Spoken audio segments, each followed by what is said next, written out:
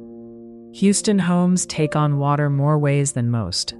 A supply line under a sink, a slab leak, a clogged AC line in the attic. Once that moisture sits in this humidity, it does not dry out on its own. Once we're in the door, we pull the standing water out and get air moving through the framing and subfloor.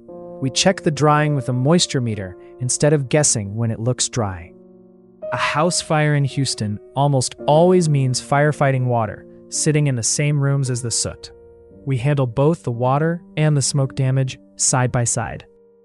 Gulf humidity gives mold a head start the moment drywall or framing stays damp too long.